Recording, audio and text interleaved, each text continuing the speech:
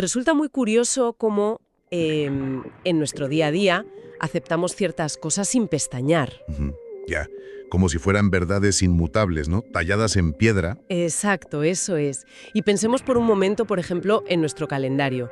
A fin de cuentas, es la infraestructura invisible de nuestra sociedad. O sea, la cuadrícula sobre la que organizamos absolutamente todo. El trabajo, las vacaciones, La vida misma. totalmente. Sin embargo, hay un detalle fascinante. Una de esas incongruencias que pronunciamos a diario y en la que casi nunca, pero nunca nos detenemos a pensar. A ver, analicemos los nombres de los meses. Vale. La palabra septiembre viene del latín septem, que significa literalmente 7. Octubre viene de octo, o sea, 8. Noviembre, 9. Y diciembre, 10. Sí, la etimología es clarísima. Y, sin embargo, en el calendario que absolutamente todos tenemos colgado en la cocina, esos meses ocupan los puestos 9, 10, 11 y 12. Ostras, es verdad. Es que es un fallo en Matrix gigantesco. O sea, hemos normalizado por completo que la palabra 7 sea el nombre de nuestro noveno mes. Pues mira, es un punto de partida perfecto para lo que nos ocupa en esta inversión a fondo. Ajá. Porque esa negligencia numérica, que es, es como la define el material que vamos a explorar hoy, no es una simple anécdota etimológica. Digamos que es la punta de un iceberg inmenso. Ya. Hablamos de las premisas que se plantean en Tempus Nouveau, que es una obra publicada en 2026 por Hey Jagger, y que nos propone un análisis muy profundo y, francamente, muy radical. Desde luego que lo es. Básicamente, el texto sugiere que este calendario gregoriano que todos usamos no es una simple herramienta matemática un poco imprecisa. ¿Sino qué es? Pues sostiene que funciona como una jaula lingüística y temporal. O sea, una estructura diseñada deliberadamente para desorientar a la humanidad. Madre mía. Y frente a esto, claro, propone un antídoto. Un sistema astronómico y matemático de 13 meses de 28 días. Vale, vamos a desgranar esto, porque el nivel de caos que describe el libro tiene unas raíces históricas que de verdad parecen sacadas de un guión de ciencia ficción. Ya te digo. Y ojo, creo que es importante hacer un inciso aquí. Nuestra misión en esta exploración no es darle la razón a todas estas teorías. Algunas rozan conceptos muy extremos o incluso tocan sensibilidades religiosas. Claro, hay que mantener la distancia. Exacto. No estamos aquí para respaldar ninguna ideología, sino para ponernos las gafas de exploradores, ¿no? Y analizar de manera imparcial un modelo mental que te rompe los esquemas por completo. Es que es un ejercicio de gimnasia intelectual fascinante para quienes están al otro lado escuchando. Totalmente. Así que, volviendo al caos cronológico. El libro nos sitúa en un momento muy concreto de la historia donde el tiempo literalmente se rompió. Así es. Nos lleva directamente al otoño de 1582. Ajá. El texto subraya que el desorden actual de nuestros meses no es un accidente derivado del paso de los siglos, sino el resultado de manipulaciones, pero manipulaciones literales. Vale, cuéntanos qué pasó ahí. Pues la noche del 4 de octubre de 1582, los habitantes de gran parte de Europa se fueron a dormir y a la mañana siguiente el calendario oficial marcaba el 15 de octubre. ¡Qué locura! 10 días completos se evaporaron de la línea temporal por decreto del Papa Gregorio XIII. Claro, la historia oficial que todos estudiamos nos dice que esto fue, un simple ajuste administrativo, ¿no?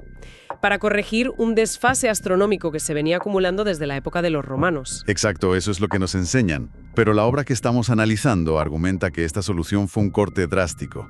O sea, un trauma colectivo que borró 10 días de la experiencia humana de un plumazo. Espera, vamos a detenernos ahí un segundo. Porque siempre se menciona ese salto temporal como un simple dato de trivial, así como una curiosidad.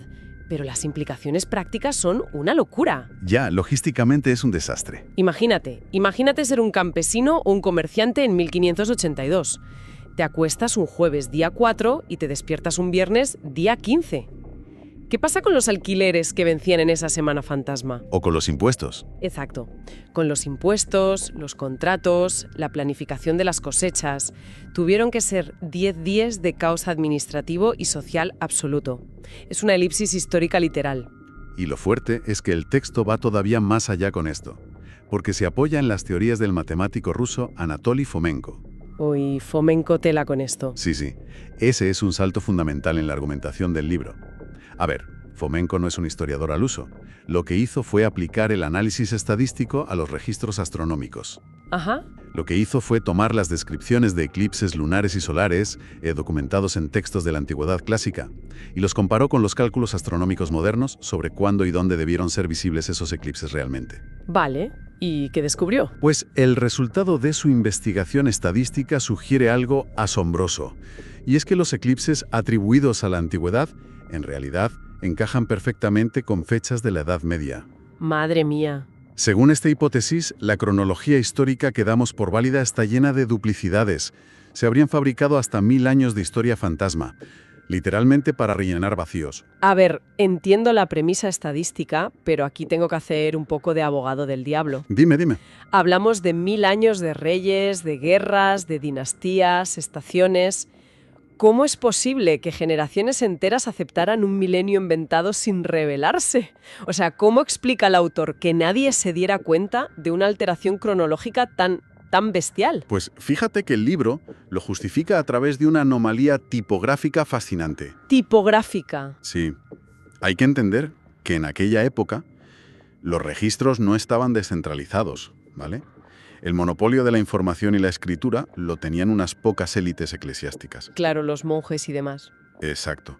Entonces Hieger señala que en los documentos antiguos, en los manuscritos iluminados y en las lápidas, los años no se escribían como ahora.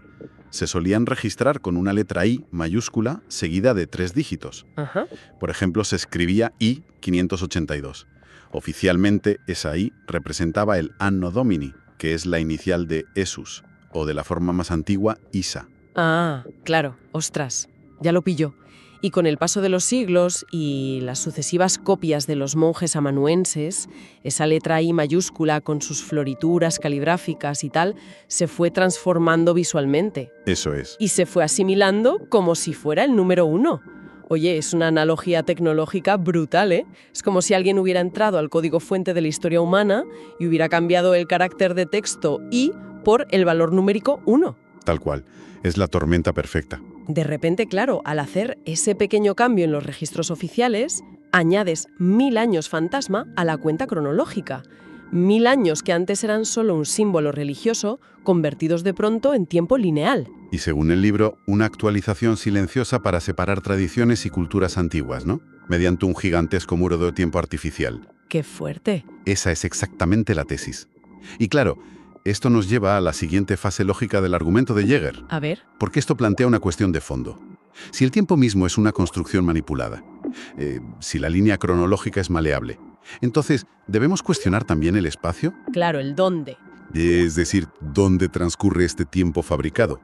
Y aquí el texto da un giro que pasa de la cronología a la alteración geográfica y física de nuestra realidad.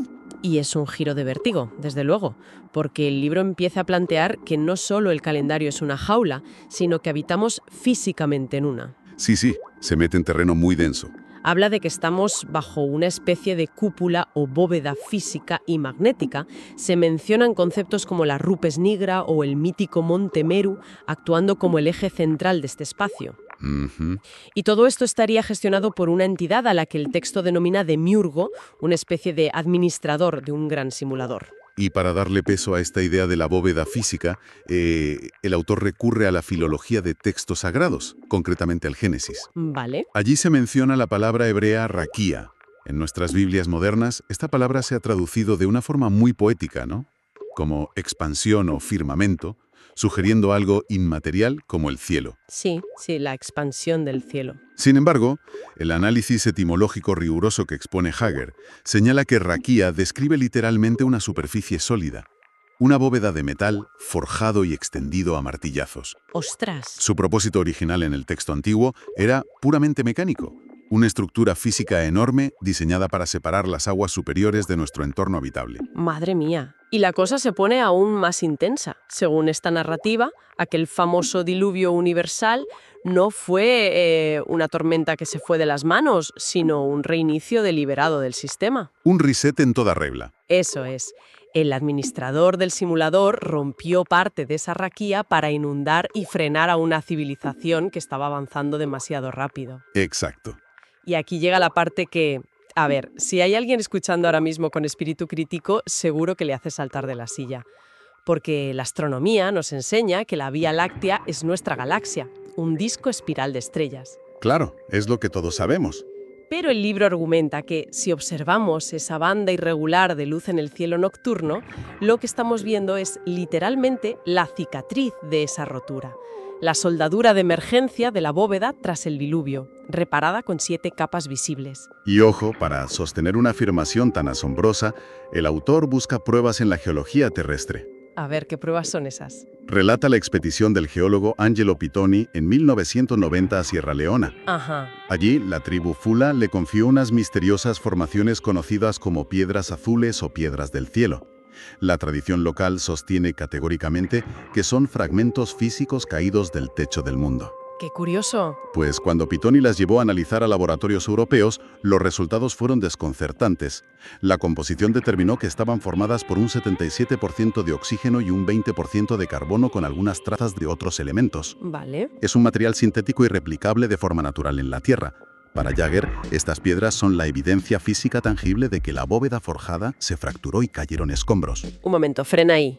A ver, frena. Porque, a ver si lo he entendido bien, porque aquí la ciencia básica choca de frente con la teoría. Dime. Me acabas de decir hace un minuto que la bóveda original bíblica, la raquía, estaba descrita como metal forjado. Sí, exacto. Pero estas misteriosas piedras azules de Sierra Leona resultan estar compuestas de un 77% de oxígeno y un 20% de carbono.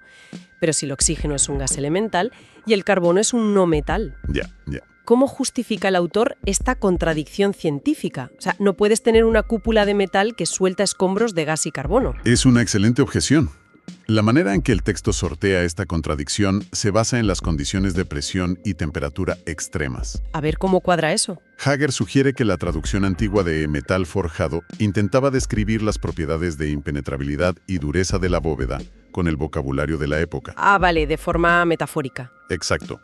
Lo que la ciencia moderna identifica como oxígeno gaseoso y carbono terrestre, en las condiciones de presión hiperbárica y electromagnetismo del límite del simulador, formaría un sólido hipercomprimido. Ya. Un material que los antiguos solo podían comparar con el bronce o el hierro forjado. Es decir, las piedras azules serían oxígeno sólido, estabilizado mediante procesos que nuestra física actual simplemente no puede reproducir. Vale, aceptamos pulpo. Entiendo la gimnasia mental que hace la teoría para cuadrarlo todo. Juega un poco con la idea de estados de la materia desconocidos. Totalmente. Pero aquí es donde la cosa se pone realmente interesante para nuestro día a día. Porque si la estructura física sobre nuestras cabezas es una jaula literal, el libro sostiene que la estructura lingüística y geométrica que usamos a ras de suelo es su mecanismo de control interno. Eso es. El autor habla de una resonancia programada. Y lo conecta todo empezando por el planeta Saturno. Saturno, madre mía. Efectivamente. Pasamos del espacio físico al espacio simbólico. A ver, la astronomía moderna ha cartografiado extensamente el polo norte de Saturno, Ajá. donde existe una tormenta permanente que forma un hexágono geométricamente perfecto. Pues la teoría de Jagger nos pide que hagamos un ejercicio de proyección espacial. Vale. Argumenta que si tomamos ese hexágono bidimensional y lo extruimos hacia una tercera dimensión, lo que obtenemos es la forma de un cubo. Bueno, perdona que me ponga técnica otra vez, pero eso no es exacto desde el punto de vista de la geometría pura. A ver, explícate. Si tú extruyes, es decir, si estiras un hexágono plano en 3D, lo que consigues es un prisma hexagonal, como la forma de un lápiz tradicional, ¿sabes? Ah, claro. Creo que a lo que realmente se refiere la teoría, y que tiene muchísimo más sentido visual, es a una proyección isométrica. Eso es. Cuando tú dibujas un cubo tridimensional sobre un papel en 2 dimensiones, desde cierto ángulo específico, el contorno exterior de ese cubo dibuja un hexágono perfecto. Es un efecto óptico de la perspectiva. Tienes toda la razón en la precisión geométrica. Y de hecho, esa perspectiva isométrica encaja aún mejor con la idea de que estamos viendo una proyección de algo más grande. Claro, encaja perfecto. El punto clave del libro es que este cubo de Saturno derivado de esa geometría funciona como una matriz de control arquetípica. Ajá. Y lo fascinante es cómo Jagger rastrea este símbolo del cubo negro en el centro neurálgico de las 3 grandes religiones monoteístas. Buf, es que es una conexión visual que te deja pensando. En el judaísmo tenemos los tefilín, que son esas pequeñas cajas cúbicas de cuero negro que se atan a la cabeza y al brazo durante la oración. Exacto. En el Islam, el epicentro de la peregrinación es la Meca, donde millones de fieles orbitan en círculos alrededor de la Kaaba, que es literalmente un inmenso cubo negro. Sí, sí. Y en el cristianismo, el símbolo central es la cruz. Pero si analizas una cruz clásica de proporciones perfectas y la pliegas sobre sí misma, forma las 6 caras de un cubo perfecto. Es brutal la imagen. Según esta narrativa, la figura del Cristo histórico no era el fundador de una religión más, sino un espíritu externo que se introdujo en el simulador para desplegar y abrir esa jaula cúbica desde dentro. Y este control no se limita a símbolos religiosos estáticos. Es algo que verbalizamos constantemente. A través de las palabras, dices. Sí, a través del lenguaje. Hager argumenta que los días de la semana son invocaciones acústicas de esta matriz, no son simples etiquetas de calendario. Claro, tienen un origen mitológico. El martes, por ejemplo, invoca la energía de Marte, el dios romano de la guerra y el derramamiento de sangre, que curiosamente domina el inicio de la carga laboral productiva. Vaya. El miércoles está consagrado a Mercurio, que en la mitología clásica actuaba como psicopompo, es decir, la entidad encargada de guiar a las almas de los muertos hacia el inframundo.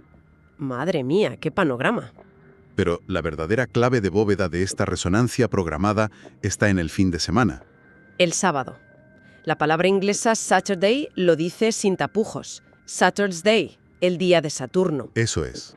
Y en la mitología griega, Saturno es Cronos, la mismísima personificación del tiempo.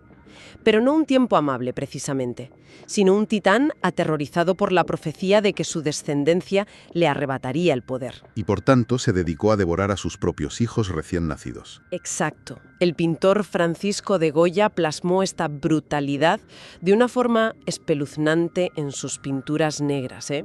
¡Qué cuadro tan tremendo! Y si te paras a pensarlo desde la perspectiva del libro, resulta verdaderamente escalofriante. Ya te digo. Significa que cada fin de semana, en el momento exacto en el que supuestamente celebramos el descanso sagrado, la humanidad entera está nombrando y rindiendo tributo, sin saberlo, a la deidad del consumo destructivo del tiempo y de la propia descendencia. Es un diagnóstico muy sombrío de cómo habitamos el tiempo, la verdad. Pero la obra no se queda en la denuncia de esta jaula lingüística. Menos mal. El núcleo de Tempus Nuo es precisamente la cura.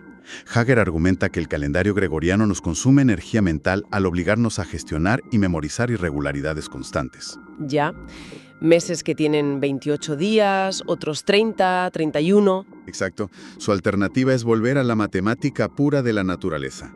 Propone un año estructurado en exactamente 13 meses de 28 días cada uno. Ajá. Lo que suma un total de 364 días. Vale, vamos a aterrizar esto, porque quiero que quienes nos escuchan visualicen el inmenso alivio cognitivo que esto supone. Es tremendo, sí. Imagina un sistema donde cada maldito mes del año tiene exactamente 4 semanas perfectas. O sea, si el día 1 del mes cae en lunes, el día 8 también será lunes, y el 15 y el 22. Todo cuadra. En todos los meses del año, para siempre. Es un calendario perpetuo. Se acabó recitar eso de 30 días trae noviembre con abril, junio y septiembre. Sí, el truco de los nudillos. Totalmente. Pasas de calcular el tiempo con esfuerzo a simplemente reconocer los patrones.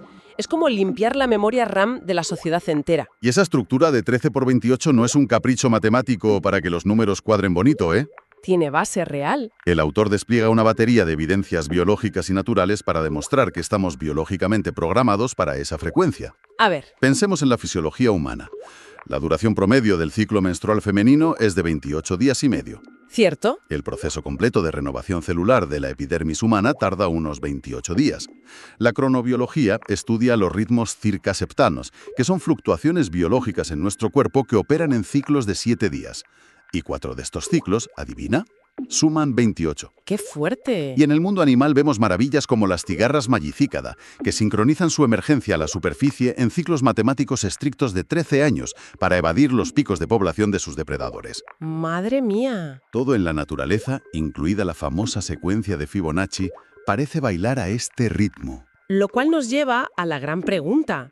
Porque si el número 13 es tan natural y prevalente en la biología, ¿por qué genera tanto rechazo? Esa es la clave. O sea, en nuestra cultura está tremendamente estigmatizado. Vas a un hotel y no hay planta 13, hay asientos de avión que se saltan el 13. Sí, la fobia es real. El libro argumenta que esta fobia fue inyectada deliberadamente en el inconsciente colectivo para alejarnos de nuestro ritmo natural, y da dos ejemplos clarísimos. Ajá. El primero es la eliminación astronómica de Ofiuco, el legítimo 13º signo del zodiaco que representa al portador de la serpiente, un antiguo símbolo de sabiduría. Sí. Y el segundo es la manipulación narrativa de la Última Cena. La tradición nos ha grabado a fuego que el invitado número 13 en esa mesa atrajo la desgracia y representaba a Judas, el traidor. Pero el libro le da la vuelta, ¿no? Totalmente. La reinterpretación del texto insinúa que, en realidad, ese elemento número 13 no era Judas, sino el propio Cristo. No la traición, sino la clave matemática para la liberación del simulador. Ostras. Ahora bien, hay que poner las cosas en contexto histórico. La idea de un calendario de 13 meses de 28 días no se la ha inventado este autor en 2026. ¿Ah, no? No. A principios del siglo XX, Moses Cotsworth propuso un calendario fijo idéntico. Y era tan eficiente que empresas gigantescas como Kodak lo adoptaron internamente para su contabilidad durante casi 40 años. No tenía ni idea de eso. Qué curioso. En los años 50, una propuesta similar llegó hasta las mismísimas Naciones Unidas. Vaya. Eran sistemas con una lógica aplastante, y sin embargo todos fracasaron rotundamente a la hora de implantarse a nivel global. Y la pregunta clave es, ¿por qué fracasaron? Porque, claro, como diría Jagger, activaron los anticuerpos del sistema. Exactamente. Claro, si haces el encaje de bolillos mental de intentar cuadrar un año solar real, que dura poco más de 365 días, con un calendario de 364 días, te sobra al menos un día al año. Claro, las matemáticas mandan. Esos calendarios del pasado solucionaban el problema introduciendo días en blanco o días sin nombre a final de año. Y eso rompía la continuidad sagrada de la semana de 7 días. ¿Ese fue el error? Imagina intentar decirle al mundo que mañana, al levantarse, no es lunes, sino el Día Mundial en blanco. Las estructuras religiosas, políticas y económicas se echaron encima y vetaron la idea inmediatamente. Tal cual. Chocaban frontalmente con el muro institucional. Y si conectamos todo esto con la estrategia del autor, entenderemos por qué el modelo de Tempus Nuo supone una jugada maestra. Es distinto, ¿no? Es una aproximación completamente distinta a la de sus predecesores. Alet Jagger la bautiza como cabalgar la locura de Gregorio. En lugar de pedirle a los gobiernos del mundo que deroguen sus leyes y quemen el calendario gregoriano, Sí. propone un modelo híbrido que se solapa sobre el sistema actual, coexiste de forma pacífica, casi invisible. A ver si lo entiendo bien y logramos transmitirlo. Imagina que soy un oficinista común y corriente. Es como instalar una actualización de software en una partición oculta de tu disco duro. Buena analogía, sí. Yo sigo usando el calendario gregoriano para pagar mi hipoteca a fin de mes o agendar reuniones con mi jefe, Claro. pero mentalmente, en mi vida personal, empiezo a seguir Tempus Nuo. Y la forma en que soluciona el problema de los días extra es elegantísima. Lo llama vórtice de convergencia. Eso es. El vórtice de convergencia es la pieza clave de esta transición híbrida.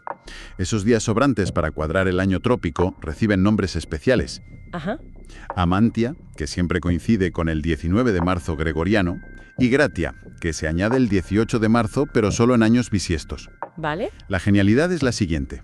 En el mundo externo, gregoriano, esos días conservan su nombre normal de la semana. Ah, vale. O sea, si el 19 de marzo cae en jueves en el calendario de tu oficina, pues sigue siendo jueves. La cadencia religiosa de la semana no se altera en absoluto. Nadie se ofende. Claro, no rompes nada. Pero para ti, que estás operando bajo el sistema Tempus Nuo, esos días se consideran fuera del mes. Es decir, es como una pausa, un limbo mental, ¿verdad? Exacto. Operan como un espacio de gracia de 24 o 48 horas, donde el reloj biológico y mental respira hondo antes de reiniciar el ciclo. Y una vez pasada esa pausa, el nuevo año arranca de forma orgánica el 20 de marzo, Eso es.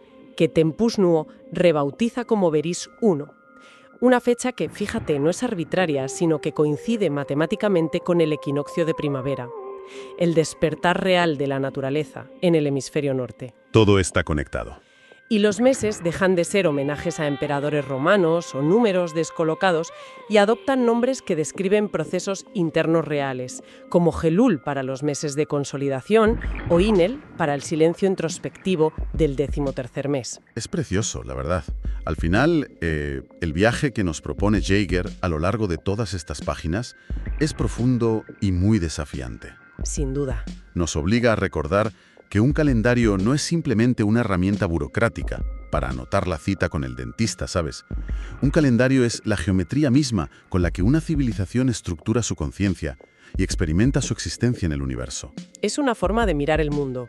La invitación central del texto es que dejemos de ser individuos administrados por un tiempo fragmentado, irregular y artificial, y tomemos la decisión personal de reorientar nuestra mente hacia los ciclos reales de la biología y del espacio que habitamos. Es un viaje que, oye, estés o no de acuerdo con las partes más radicales de la bóveda magnética o la historia inventada de los 1000 años, te hace pensar seriamente en lo profundamente desconectados que vivimos de nuestro entorno. Completamente. Y eso nos deja con una reflexión final para quienes nos escuchan. Algo para masticar lentamente esta noche. A ver. Si nos paramos a considerar que los altísimos niveles de estrés, de desconexión y ansiedad crónica de nuestra sociedad moderna podrían estar, aunque fuera en parte, secretamente anclados a este ritmo asimétrico y antinatural que seguimos ciegamente cada mañana, Es una gran pregunta. ¿qué pasaría si decidiéramos cambiar de frecuencia temporal? Imagina por un momento, ¿qué capacidades latentes, qué niveles de intuición, de paz mental o creatividad podrían llegar a desbloquearse biológicamente en el ser humano si decidiera vivir, aunque solo fuera a modo de experimento durante un año entero, guiado estrictamente por este ritmo orgánico de 13 meses y 28 días? Sería fascinante verlo. Llegaríamos quizá a la revolucionaria conclusión de que nunca estuvimos rotos, sino simplemente mal sincronizados. Es una posibilidad enormemente transformadora, porque el tiempo, al fin y al cabo, es el único lienzo sobre el que tenemos el privilegio de pintar nuestra realidad. Totalmente. Tal vez sea el momento adecuado para dejar de aceptar sin rechistar que un mes, que significa literalmente 7, siga siendo, inexplicablemente, el 9º. ¡Qué gran verdad! Pues muchísimas gracias por acompañarnos en esta inmersión profunda entre las páginas de Tempus Nuo. Como siempre decimos, mantened la curiosidad despierta y no dejéis jamás de cuestionar la geometría de la realidad que nos rodea. ¡Hasta la próxima!